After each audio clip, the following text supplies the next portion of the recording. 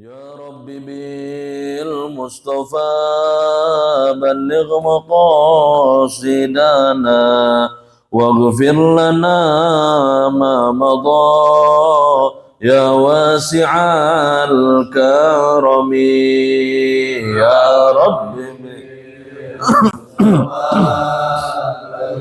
مقاصدنا واغفر لنا ما مضى يا واسع محمد سيد الكونين والثقلين والفريقين من عرب ومن عجم يا رب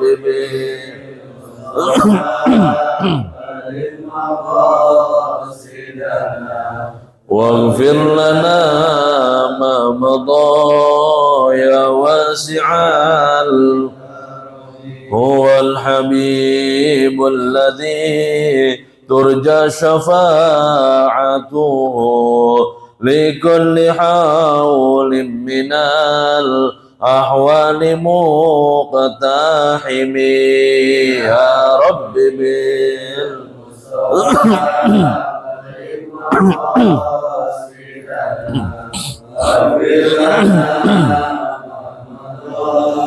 يا واسع وكلهم من رسول الله ملتمس غرفا من البحر أو رصفا من الديم يا رب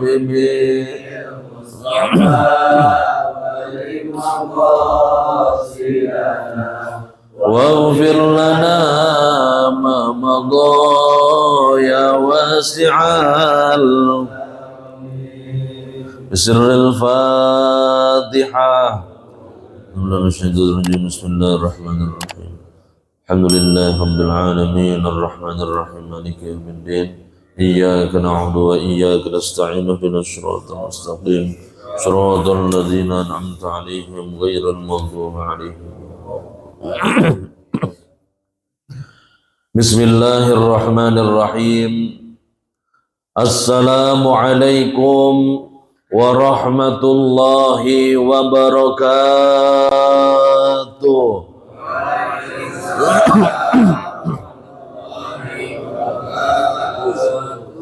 Ke Jakarta membeli wajib. Walaupun sedang puasa, tapi tetap kita harus energik. Setuju? Sakali deui. Assalamualaikum warahmatullahi wabarakatuh. Waalaikumsalam.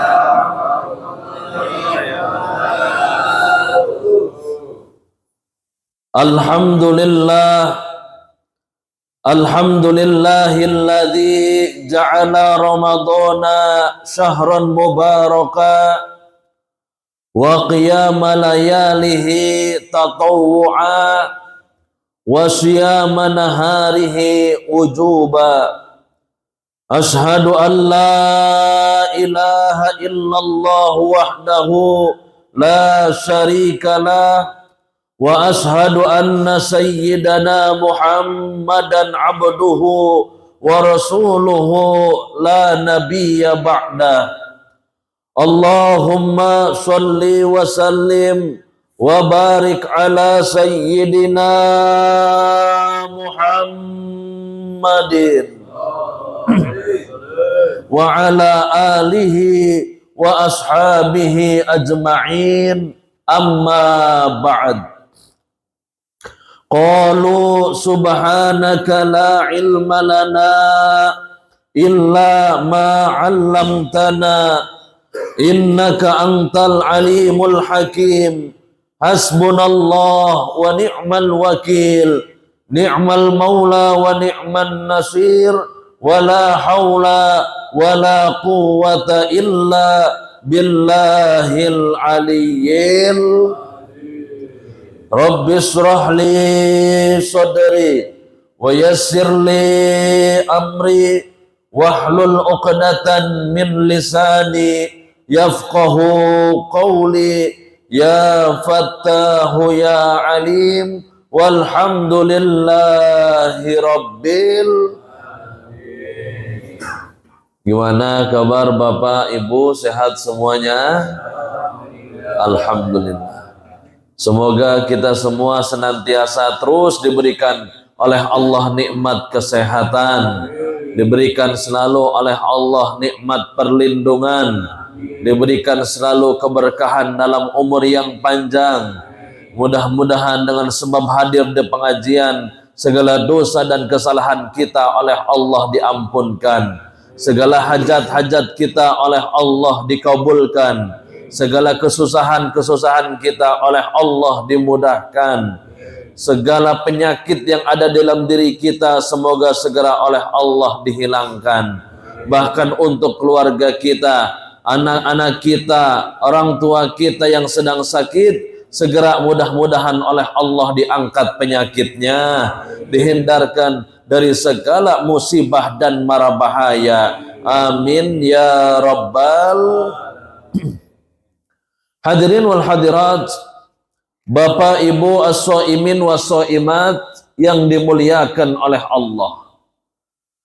Syukur alhamdulillah, tidak henti-hentinya ayo kita panjatkan kehadirat Allah Subhanahu wa ta'ala yang tidak henti-hentinya pula telah memberikan limpahan nikmatnya kepada kita.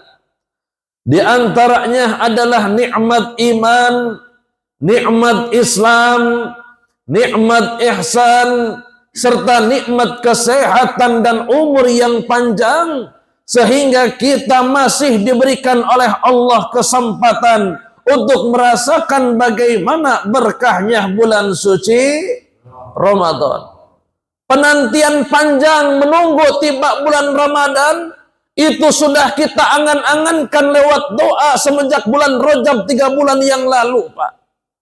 Itu kita berdoa sehabis sholat, kita berdoa di hadapan Allah Ta'ala. Allahumma barik lana fi Rajab. Ya Allah, berkahi kami di bulan Rajab. Wa barik lana fi Sya'ban, berkahi kami di bulan Sya'ban. Wa ballighna Ramadan, panjangkanlah umur kami, sehatkanlah badan kami agar berjumpa sama bulan Ramadan, oleh Allah dikabulkan segala hajat dan doa-doa kita. Jangan sampai kita sia-siakan oleh Allah diberikan kenikmatan masuk bulan Ramadan. Ayo, kecuali kita isi hari-harinya dengan melaksanakan berbagai macam kebaikan yang bisa mengundang pengampunan dari Allah Subhanahu wa ta'ala. Alhamdulillah, dan tidak berasa sekarang kita sudah berapa hari puasa, Pak? 24. Nggak berasa, udah tinggal 6 hari lagi nih kita puasa. Betul-betul. Mungkin puasanya mah 5 hari lagi. Kalau genap 30 hari. Nah, hadirin Bapak Ibu as-shaimin was-shaimat yang dimuliakan oleh Allah. Karena itu, mari sama-sama kita mentadabburi firman Allah Subhanahu wa ta'ala dalam Al-Quran surah Ali Imran ayat 133 sampai ayat 135. Allah Subhanahu wa ta'ala berfirman kepada kita, Bismillahirrahmanirrahim. Wasari'u ila magfiratin mir rabbikum wa jannatin arduhas samawati wal ard uiddat lil muttaqin. Kata Allah, wasari'u, hai sekalian umat manusia, buru-buru. Hai sekalian umat manusia, bersegera, jangan menunda-nunda. Kita diperintahkan oleh Allah untuk terburu-buru. Pak Ustadz, bukannya terburu-buru itu dilarang karena ini perbuatan setan? Betul, Pak. Karena ini perbuatan setan, terkadang akhirnya tidak memuaskan. Tapi beda dalam agama itu 5 perkara yang justru ini dianjurkan, disegerakan dalam pengerjaan. Beda dengan kebaikan-kebaikan yang lainnya, Pak.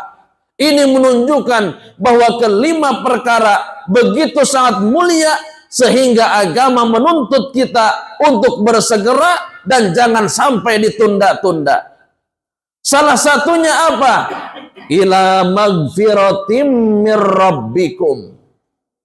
Bersegera, jangan menunda-nunda, karena ini bukan perbuatan setan, tapi Allah yang merintahkan adalah mencari dan mendapatkan pengampunan dari Allah Subhanahu wa ta'ala.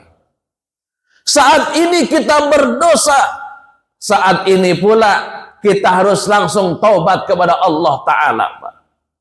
Saat ini kita berbuat salah, Pak. Saat ini kita sujud meminta ampun kepada Allah Ta'ala.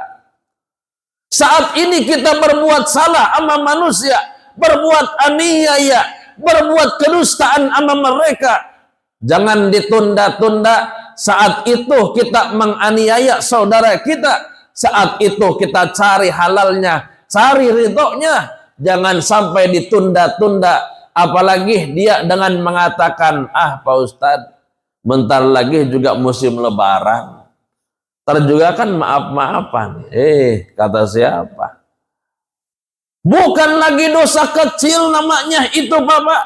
Kalau kita habis berbuat dosa, menunda-nunda, yang pada akhirnya meremehkan dosa kecil, terus-terusan dia lakukan, ini bukan lagi namanya dosa yang kecil, Bapak.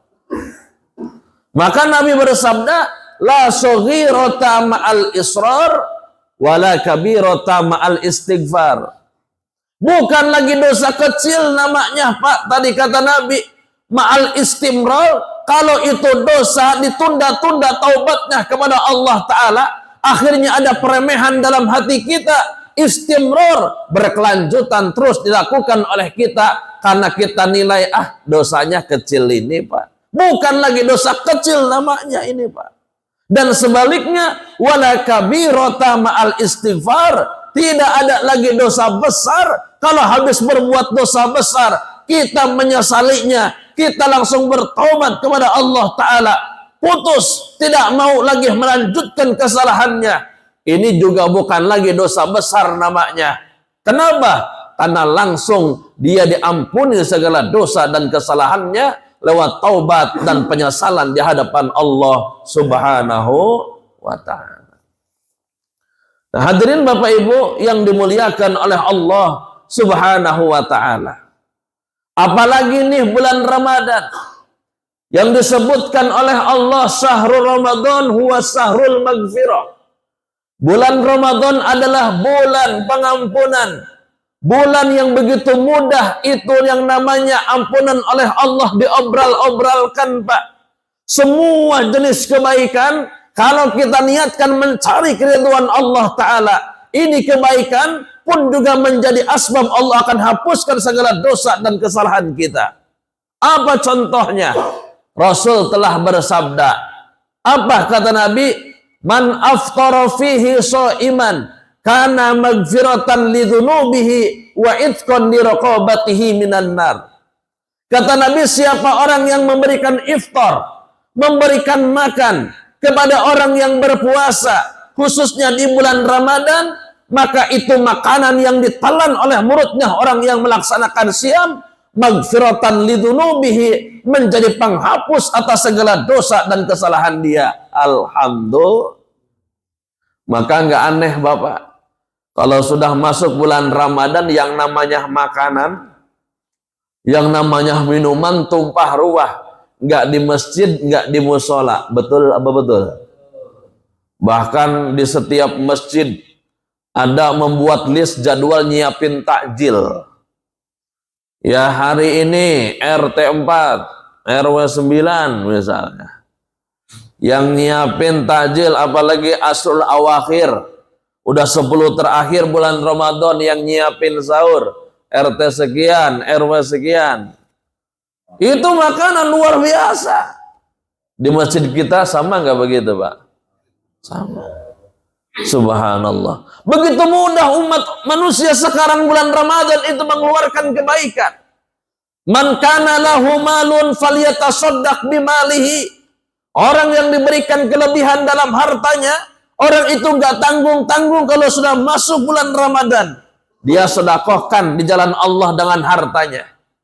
Tapi wa man kana lahu ta'amun falyatasaddaq bi ta'amihi. Siapa orang yang punyanya cuma makanan doang, dia masakin, dia sedekah dengan makanan kepada orang yang siam. Ini juga bagian daripada kebaikan yang akan menghabiskan semua dosa dan kesalahan kita. Belum di jalanan itu, Pak. Subhanallah. Meskipun cuaca sangat ekstrim, Pak. Jam 7, 4 hari berturut-turut kemarin, udah kayak jam setengah 10 panasnya, Pak. Benar apa enggak? Masya Allah. Jam 9, jam 10 udah panas kayak jam 1. Kayak jam 12. Benar enggak, Pak? Ini kulit kayak kebakar gitu. Masya Allah. Gosong ya, Pak ya. Lumayan. Tapi orang meskipun dia tuh setengah 5 panasnya masih luar biasa. Rela dia panas-panasan, Pak.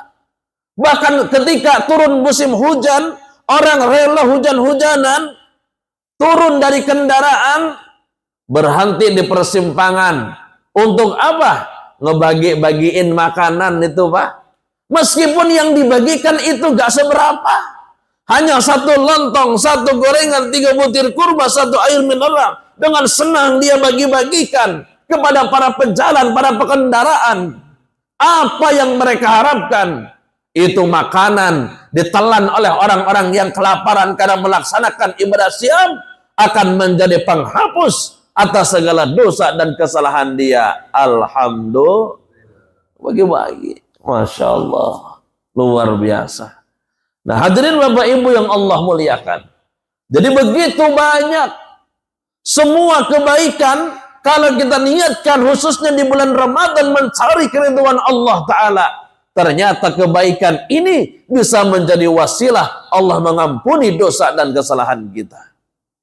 Nih, apalagi kita sudah masuk 10 fase terakhir dari bulan Ramadan. Udah 4 malam kita ngelewatin asrul awakhir min Ramadan.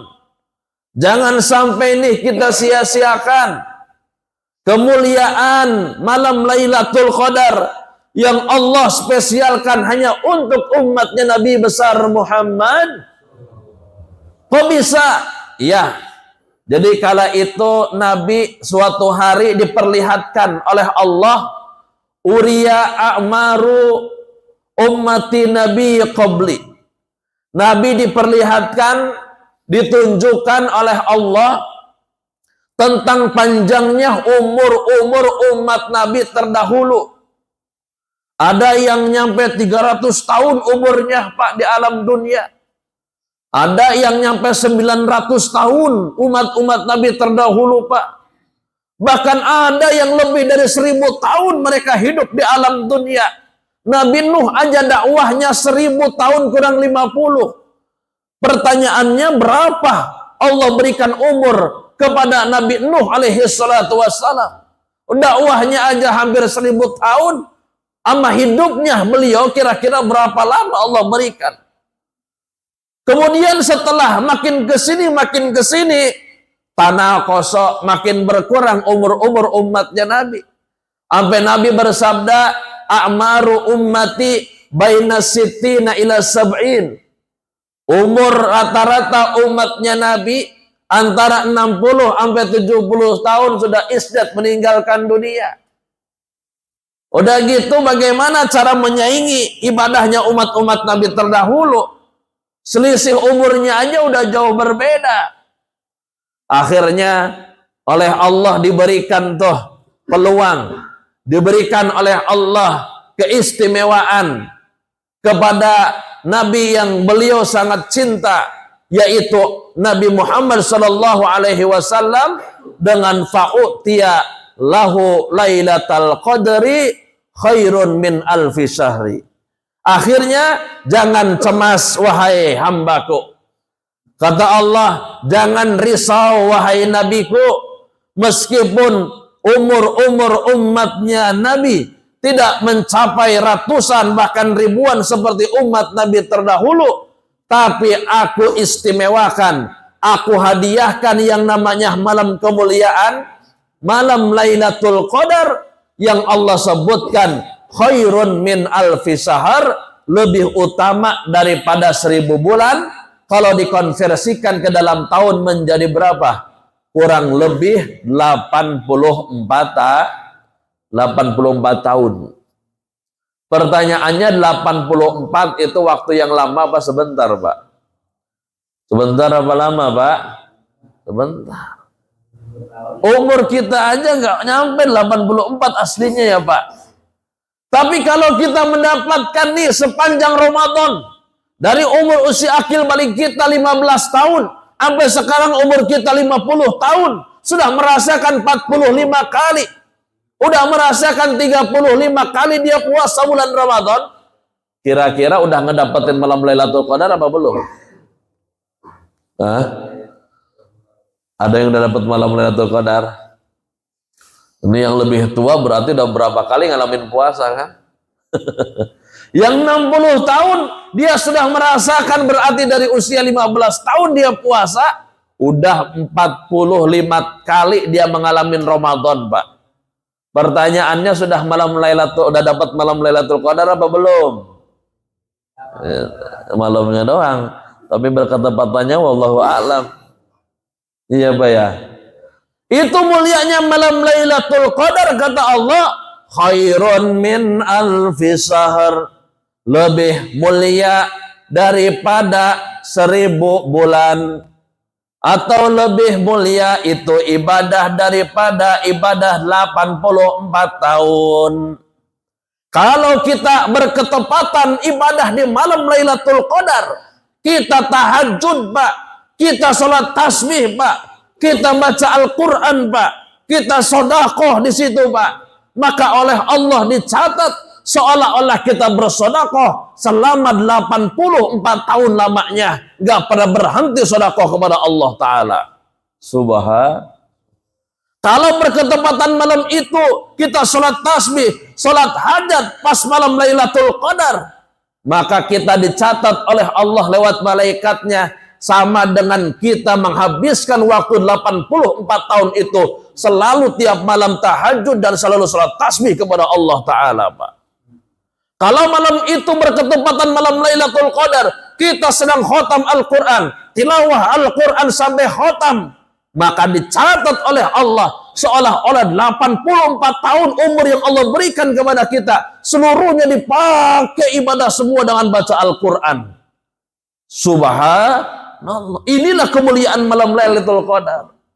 Hanya saja oleh Allah disembunyikan.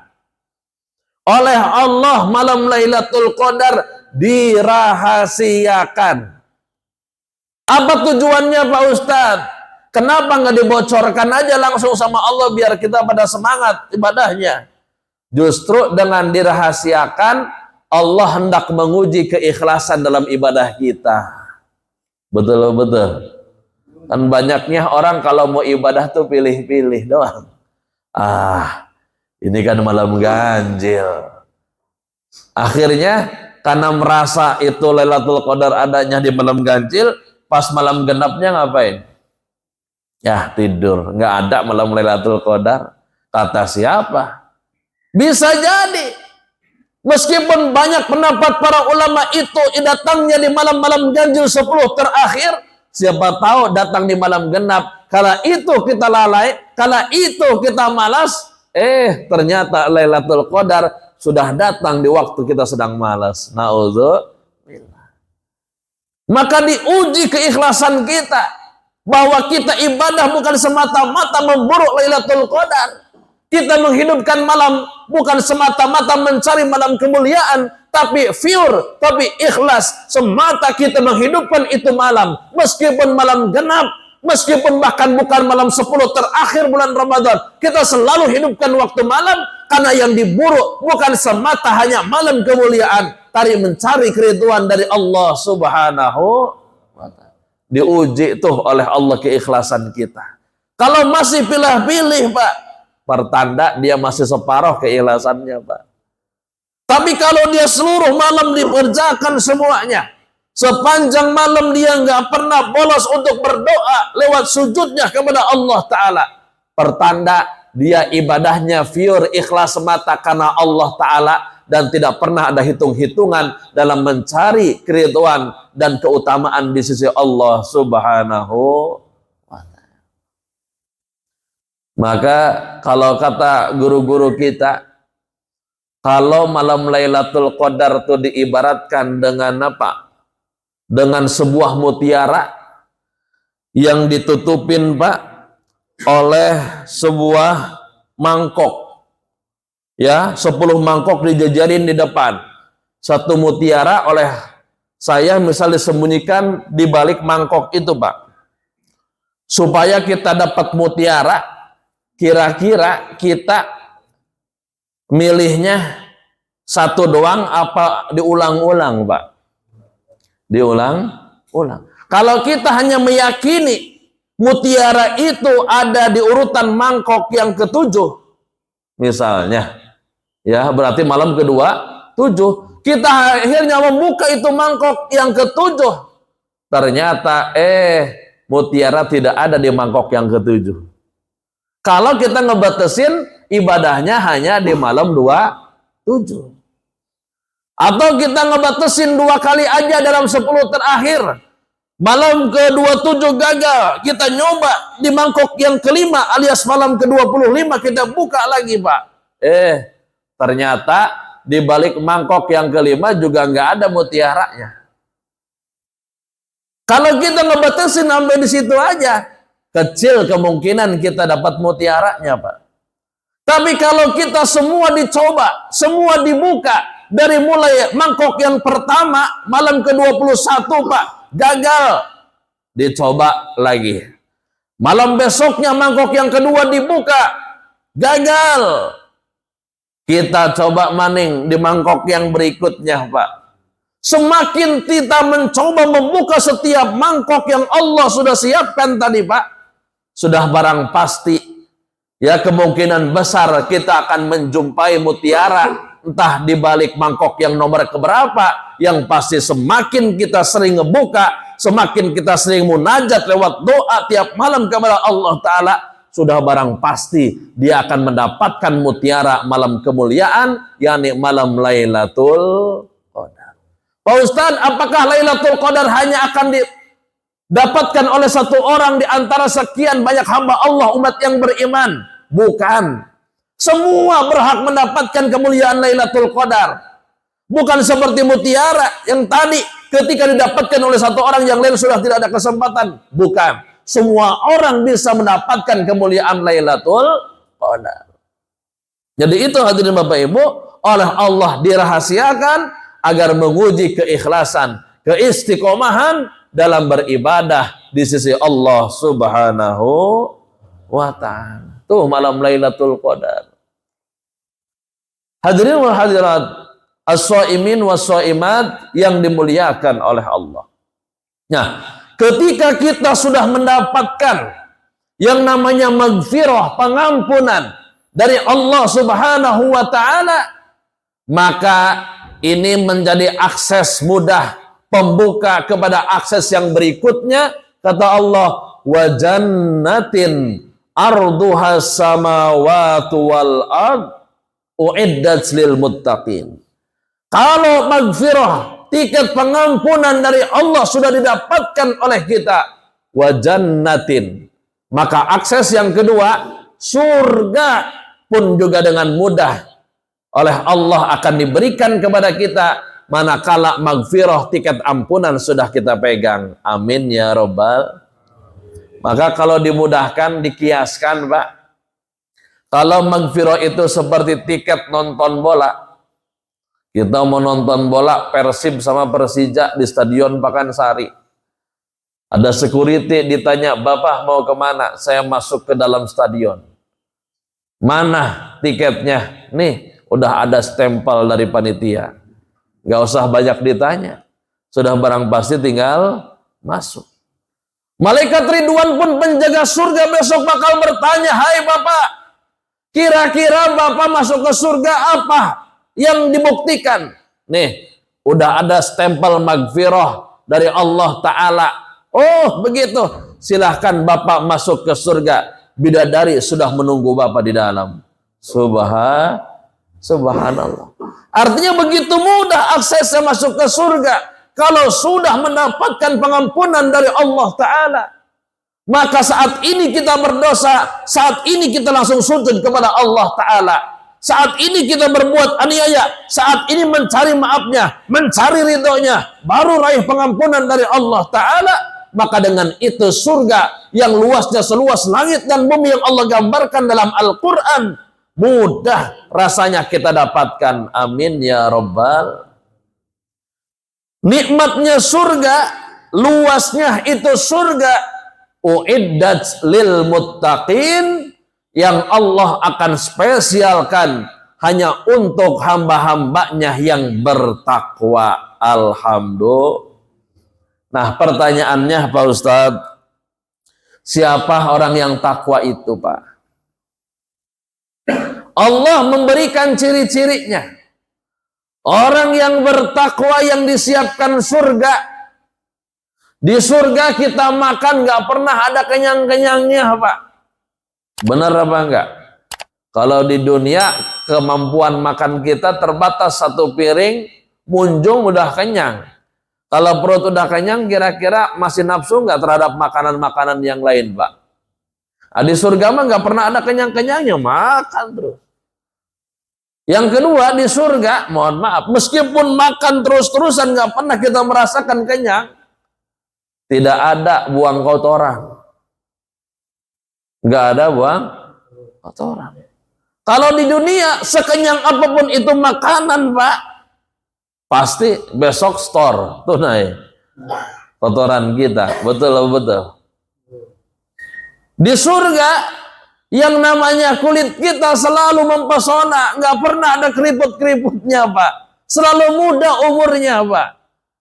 Coba di surga, sekarang kita ganteng mukanya Pak, mulus kulitnya, 20 tahun yang akan datang, mulai dah pada keriputan tuh dahinya, kulitnya, betul.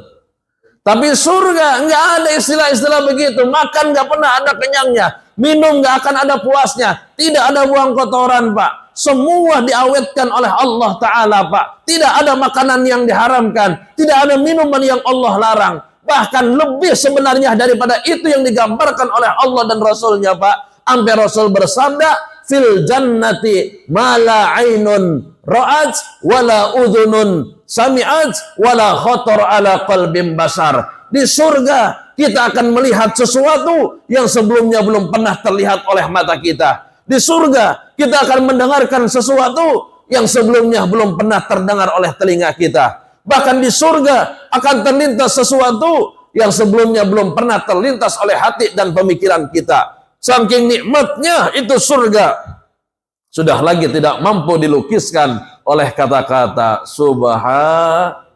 Mudah-mudahan jamaah Masjid Ar-Rahman calon-calon penghuni surga. Ya Rabbal. Hadirin Bapak Ibu yang Allah muliakan.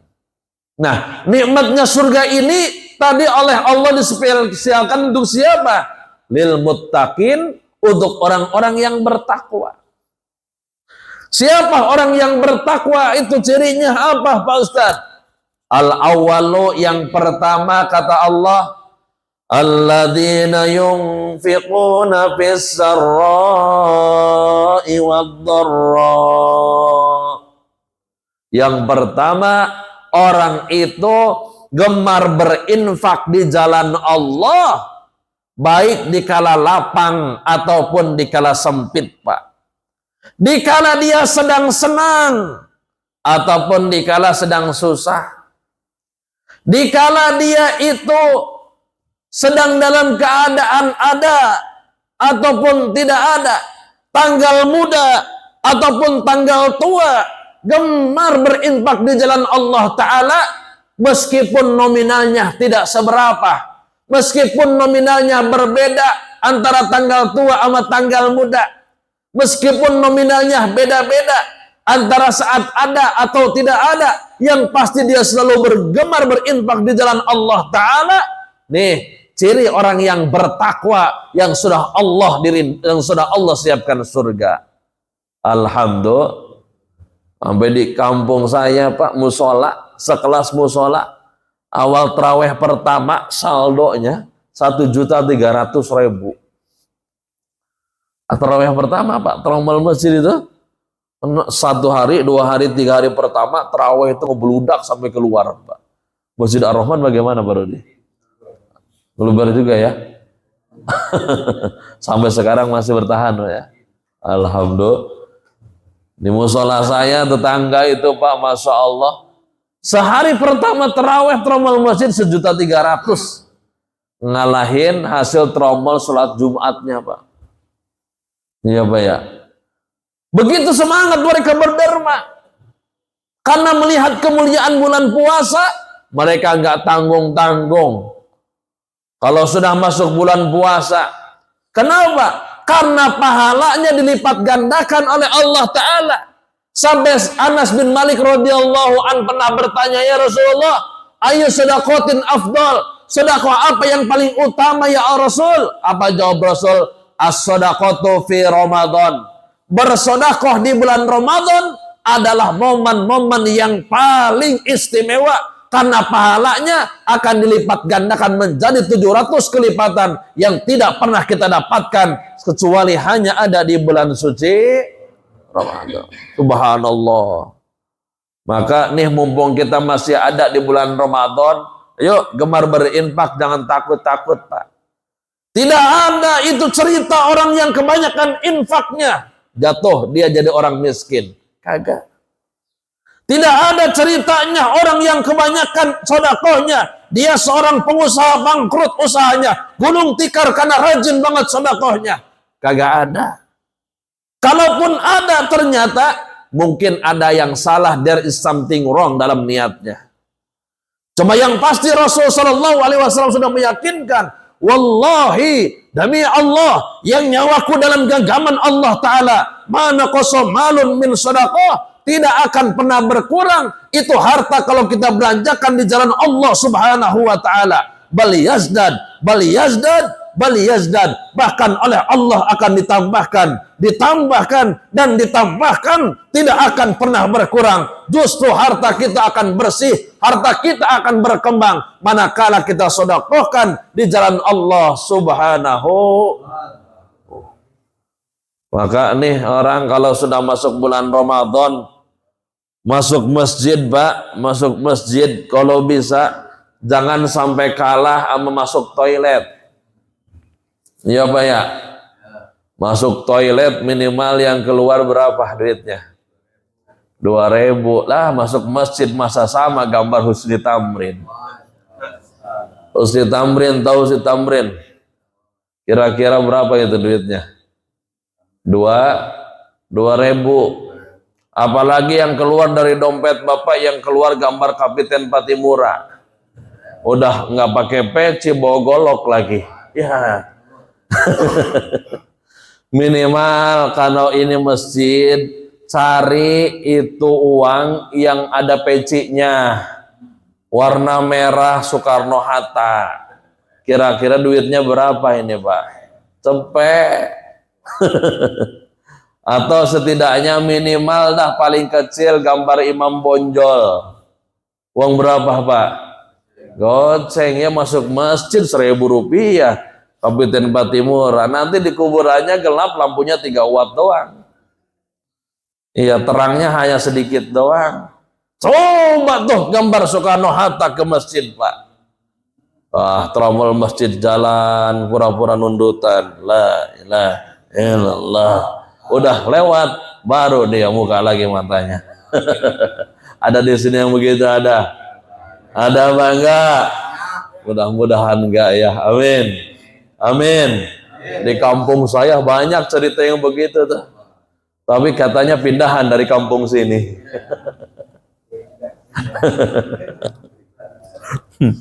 Nah itu hadirin Bapak Ibu yang Allah muliakan. Orang yang bertakwa rajin berinfak, Dia nggak pernah takut jatuh miskin, nggak takut dia jadi orang susah gara-gara banyak bersedekah. Justru dengan bersedekah itu, Pak, sumber kekayaan kita, sedekah pangkal kekayaan kita. Jangan nunggu kaya kita baru mau sedekah, Pak. Kalau begitu kapan kita akan sedekah? Karena jadi orang kaya nggak pernah ada kenyang-kenyangnya, Pak. Justru mindsetnya harus dirubah. Saya bersedekah rutin, meskipun nilainya kagak seberapa. Aku niatkan biar aku jadi orang kaya. Amin. Ini kadang ngomongnya ntar aja kalau saya jadi orang kaya baru sedekah. Sampai kapan kita jadi orang kaya? Betul. Justru kita sedekah agar menjadi orang kaya. Maka Rasul Shallallahu Alaihi Wasallam sempat ditanya, ayu sedekati a'dhamu ajran ya Rasul? Sedekah apa yang paling mulia, gede pahalanya? Satu, anta sodakoh wa anta sohihun. Kamu bersedekah dikala kamu sedang sehat. Kenapa? Karena banyaknya orang sudah mulai mau tuh ngeluarin duitnya kalau dia sedang dalam keadaan sakit. Berarti sedekah itu dia itu ada apanya? Ada maunya. Pak Ustadz doain saya sakit ini sakit. Berarti sedekah untuk yang meskipun nggak apa-apa bagus juga, tapi akan kalah dengan orang yang sedekah dalam keadaan sedang sehat walafiat. Udah sehat, duit ada, wah luar biasa. Yang kedua kata Nabi, wa anta sahihun, sedekah yang paling gede pahalanya adalah engkau bersedekah di saat engkau sedang kikir, sedang bakhil, sedang perhitungan, tahsal faqra wa ta'mulul gina, sedang takut jatuh miskin, berangan-angan jadi orang kaya. Otomatis orang begini kan enggan mau sedekah ya Pak. Malas bersedekah yang begini mah. Perhitungan. Kenapa? Takut miskin dan sedang ngarep jadi orang kaya. Tapi kalau kita memberantas itu semua, itu hanya bujuk rayuan setan doang. Ini hanya kecemasan yang ditimbulkan oleh setan doang. Dia bersedekah di jalan Allah Ta'ala. Ini sedekah yang paling istimewa. Alhamdulillah. Maka wala tuhmilu, jangan ditunda-tunda. Kalau udah punya niatan bersedekah. Karena ini ciri orang yang bertakwa yang pertama. Ini calon penghuni-penghuni surga ketahuan. Kalau surga diibaratkan kampling perumahan, kata pengembang ini kampling perumahan Firdaus, sudah punya kriteria-kriteria orang yang bisa untuk memasukinya. Yang pertama orang dermawan. Berarti sebaliknya orang bakhil. Apa arti bakhil Pak? Pelit. Tahu arti pelit Pak? Medit. Tahu medit Pak? Apa? Koret. Tahu koret Pak? Buntut kasiran meregehese. Orang Bogor bilang meregehese. Orang yang meregehese, waduh, ini bukan orang yang takwa. Orang yang pelit. Ketika Nabi jalan-jalan itu diperlihatkan oleh Allah bagaimana nikmatnya surga. Di situ terdapat catatan dilarang orang-orang pelit masuk ke surga. Kagak ada. Maka kata Nabi orang pelit itu ba'idun minan nas, jauh dari orang. Mana ada orang yang mau berteman sama orang pelit? Betul. Kalau sudah jauh dari manusia, ba'idun minallah, udah barang pasti juga jauh dari Allah. Dari orang jauh, dari Allah jauh, wa ba'idun minal jannah, sudah barang pasti juga surga nggak mau dekat sama orang yang bakhil. Na'udzu. Karena bukan orang yang bertakwa. Ya. Jadi itu Bapak Ibu sekalian, ya. Jadi orang yang akan dimasukkan ke dalam surga yaitu orang yang bertakwa, yang pertama cirinya gemar berinfak di jalan Allah Ta'ala. Nah, apalagi satu-satunya yang akan disesali oleh mayit besok dalam kuburan, Allah menggambarkan dalam Al-Munafikun ayat ke-10, Ternyata Allah berfirman, Bismillahirrahmanirrahim, laula akhartani ila ajalin qarib fa asaddaqa wa akum minas solihin. Satu-satunya penyesalan yang diinginkan oleh mayit, kata Allah, ketika dia berkata berangan-angan, ya Allah, kalau engkau berikan kesempatan aku hidup kembali di alam dunia, walaupun hanya semenit aja, apa penyesalan yang mereka akan lakukan? Apa angan-angan kosong yang mereka ingin kerjakan? Ternyata bukan ingin berhaji, bukan ingin berpuasa, bukan untuk baca Al-Quran, bukan untuk sholat malam, tapi yang diangan-angankan kalau oleh Allah dikembalikan lagi hidup ke alam dunia, fa'asoddaqo, dia mau bersodakoh di jalan Allah. Kenapa? Karena kebaikan daripada sodakoh akan langsung dirasakan oleh mayit dalam kuburan. Kalau kebaikan-kebaikan yang lain mungkin akan dirasakan ketika hari kebangkitan, atau mungkin akan dirasakan ketika dia menunggu pengadilan, pertimbangan saat di padang mahsyar mereka dikumpulkan. Tapi kebaikan sedekah yang mereka dapatkan semenjak masih berada dalam kuburan, itu pahala itu akan ditransferkan oleh Allah Ta'ala ke dalam kuburan. Alhamdulillah. Maka guru saya mengibaratkan dalam kitab Masailud Diniyah begini, Pak. Kalau ahli waris rajin bersedekah atas nama si fulan, maka diibaratkan itu para mayit dalam kuburan seperti anak yang sedang pesantren. Anak-anak santri yang tinggal di pesantren oleh guru saya diibaratkan seperti misalnya para mayit yang sudah meninggal duluan. Ketika kita bersedekah atas nama si mayit, Pak, oleh kita yang masih hidup di alam dunia, kita bersedekah uang lah, bersedekah makanan lah, apa aja yang sekiranya bermanfaat untuk orang banyak, maka oleh malaikat, oleh guru saya, ini diibaratkan seperti kita sedang nengokin anak di pesantren, Pak. Kata malaikat ditampanin, nih sedekah dari anak kamu. Dilampanin lagi ini kebaikannya. Pakai dua tangannya, nih sedekah dari murid-muridmu. Ditampanin lagi kebaikannya.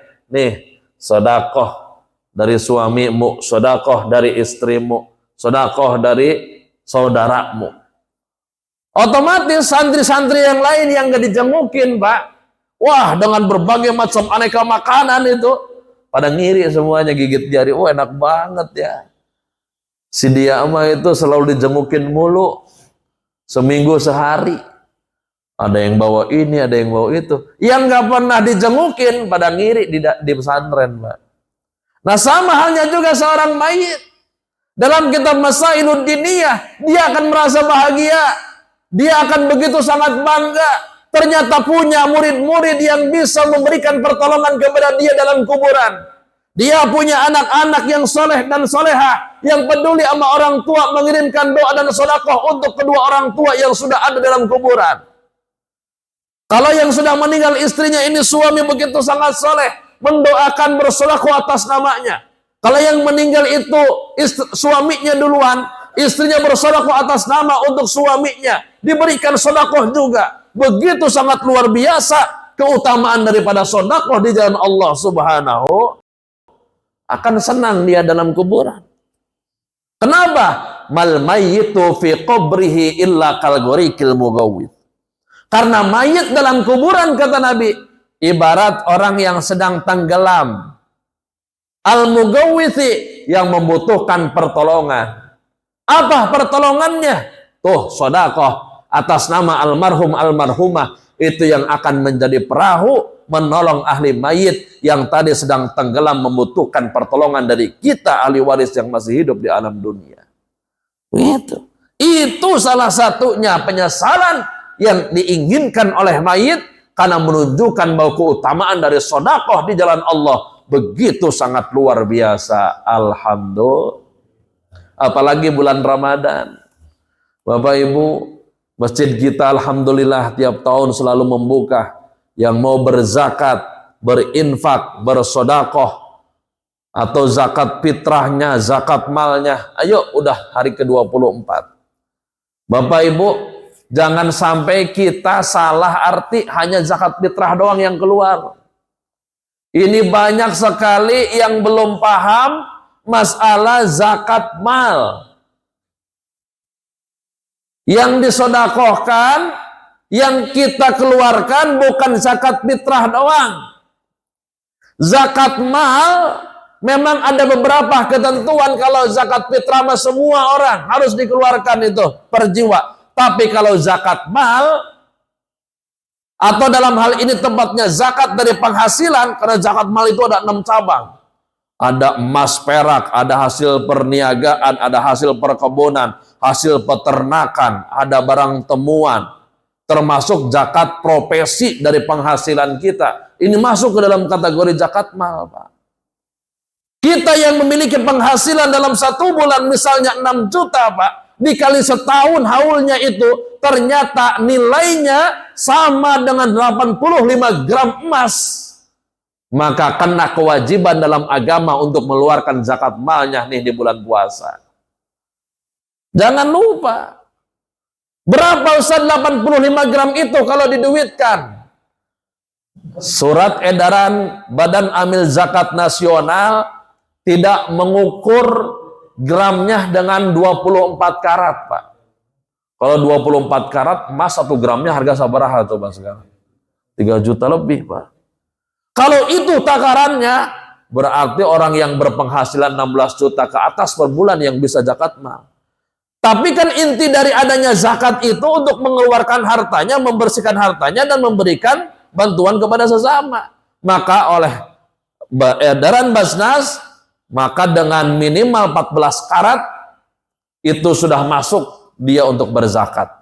Berapa harga emas 1 gram yang 14 karat, Pak? Berapa?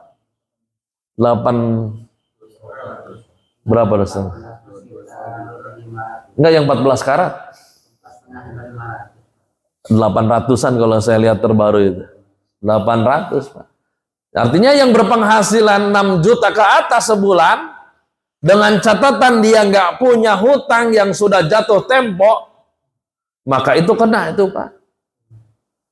Enaknya sih memang tiap bulan supaya nggak riweh gitu lah. Ngitungnya bingung kalau setahun mah. Ya, karena zakat itu penghasilan bisa dikeluarkan tiap bulan, bisa dikeluarkan tiap hari, atau banyaknya orang itu nanti setahun sekali nunggu haul ketika jumpa sama bulan puasa, karena sebaik-baiknya sedekah dikeluarkan di bulan puasa. Tinggal dihitung, dibagi 2,5%, Pak. Kita gaji sebulan 7 juta. Dikali 10 aja udah 70 juta, ditambah 2 berarti 14. Berarti 84 juta. Tuh penghasilan dalam setahun, dikali 2,5%. Tuh zakat yang harus dikeluarkan ke masjid kita. Jangan sampai lupa. Ini zakat yang harus membersihkan harta kita. Karena zakat itu artinya adalah at-tuhru, menyucikan. Guru saya sampai mengibaratkan, Bapak, kalau kita nih punya buah mangga, 20 kita punya, disimpan dalam 1 kardus, diungkap, ada yang busuk 3, nggak dikeluarin sama kita. Pertanyaannya, 17 buah mangga yang nggak busuk, yang bagus, Pak, kira-kira bakal busuk atau enggak kalau diantepin, digabung dengan yang busuk, Pak? Busuk juga. Kenapa, Pak? Menular itu cacingnya, belatungnya ya. Apalagi yang namanya jambu itu tuh. Jambu batu, kalau udah matang cepet banget tuh kena semua. Artinya jangan sampai gara-gara harta yang cuma 3 biji, 3 buah itu nggak dikeluarkan sama kita, merusak semua kebaikan kita, merusak harta-harta kita yang lebih banyak, Pak. Maka dikeluarkan sampai Allah ngingetin, wa fi amwalihim haqqun lisaili wal mahrum. Dalam sebagian harta kita itu ada haknya untuk mereka orang-orang yang kagak punya, baik minta secara terang-terangan ataupun tidak, berikan jatahnya kepada mereka, karena itu Allah titipkan hartanya mereka dalam hartanya kita. Maka hadirin Bapak Ibu, jangan sampai itu diantepin, dibiarin, disimpan sendirian tanpa kita keluarkan zakatnya, hingga akhirnya merusak semua harta-harta kita. Gak akan berkembang harta kita, rusak harta kita, menjadi malapetaka dan sumber daripada kecelakaan. Kalau itu harta kita makan sendirian, tidak pernah mau dikeluarkan. Na'udzubillah. Keluarkan, Pak. Itu penting, Pak. Nah, maka hadirin Bapak Ibu yang Allah muliakan, di sini ada ancaman dalam agama bagi mereka-mereka yang tidak mengeluarkan zakatnya. Kalau zakat fitrah, insya Allah udah pada paham semua, ya udah bisa ngeluarin semua. Tapi kalau zakat mal, sampai Allah Subhanahu wa taala berfirman dalam Quran surah At-Taubah ayat 34 sampai 35, apa kata Allah? Walladzina yaknizuna adh-dhahaba wal fiddah wa la yunfiqunaha fi sabilillah fabashshirhum bi'adzabin alim. Orang-orang yang menyimpan hartanya, emas dan perak, dan tidak pernah mau mengeluarkannya, itu zakatnya di jalan Allah Ta'ala, berikanlah kabar gembira kepada mereka bahwa dia akan mendapatkan adab yang pedih. Apa itu adabnya? Yauma yuhma 'alaiha fi nari jahannama fatuqwa biha jibahuhum wa junubuhum wa zuhuruhum hadza ma kanaztum li anfusikum fadzuqu ma kuntum taknizun. Kata Allah, ingatlah pada hari ketika emas dan perak dipanaskan, Pak, oleh lempengan-lempengan api neraka jahanam. Lalu itu disetrikakan ke dahi kita, ke lambung kita, ke punggung kita, seraya dikatakan, ini harta bandamu yang dulu kau simpan, dimakan sendirian dan tidak pernah mau dikeluarkan, diberikan kepada orang yang membutuhkan. Na'udzu, harta kita jadi malapetaka, akan dijadikan setrikaan untuk membakar dahi, lambung dan punggung kita. Na'udzu, keluarkan, Pak, mumpung masih berada di bulan puasa. Yang kedua, ancaman agama itu harta dikalungkan di lehernya di hari kiamat. Berdasarkan Quran surah Al-Imran ayat 180, kata Allah apa? Wala yahsabanna alladziina yabkhuluna bima atahumullahu min fadlihi huwa khairal lahum bal huwa syarrul lahum. Janganlah sekali-kali orang yang bakhil dengan hartanya itu, mereka mengatakan bahwa kebaikan bagi mereka. Kata siapa bakhil itu baik, Pak? Sebenarnya kebakhilan itu buruk bagi mereka. Sayutawwaquna ma bakhilu bihi yaumal qiyamah. Ternyata harta mereka yang dibakhilkan itu akan dikalungkan telak di lehernya pada hari kiamat. Na'udzu, berat, Pak. Wah, harta emas yang dia punya 40 kambing, nggak pernah dikeluarkan apanya tuh zakatnya, berat tuh, kambing-kambingnya semua dikalungkan, Pak. Yang punya kebun, apalagi persawahan, ya persawitan itu yang hasilnya luar biasa, nggak pernah keluarin zakatnya kalau panen, itu kebun-kebunnya dikalungin oleh Allah, Pak. Yang punya apalagi emas, batangan lah emas, gram-graman itu, Pak, yang disimpan, diinvestasikan, gak pernah dikeluarin zakat emas, emasnya dikalungin, Pak. Duitnya yang ratusan juta, yang miliaran, Pak. Di bank BCA ada, di bank BJB ada, semua itu dikalung-kalungin duit-duitnya, Pak. Ditunjukkan, nih orang bakhil yang serakah makan harta dewekan, gak pernah mau dibagi-bagikan zakat kepada orang. Na'udzu. Yang sangat parah, yang ketiga, agama mengancam kita, mengancam mereka-mereka yang bakhil tidak mengeluarkan zakatnya. Ternyata harta akan menjadi malapetaka dengan berubah menjadi ular yang besar yang akan menggigit-gigit tubuhnya. Apa kata Nabi dalam hadisnya? Siapa saja yang diberikan harta oleh Allah, kemudian dia tidak mau menunaikan zakatnya, pada hari kiamat harta itu dirupakan menjadi ular yang jantan yang sangat besar, kepalanya botak, ada 2 titik hitam di atasnya. Ini akan melilit seluruh tubuh kita dan menggigiti 2 rahang dan berkata, hadza maluka, ini aku hartamu yang dulu kamu simpan, sekarang kamu dulu tidak pernah dikeluarkan, aku dirubah oleh Allah jadi ular yang akan menggigit-gigit seluruh badanmu. Naudzu, hati-hati.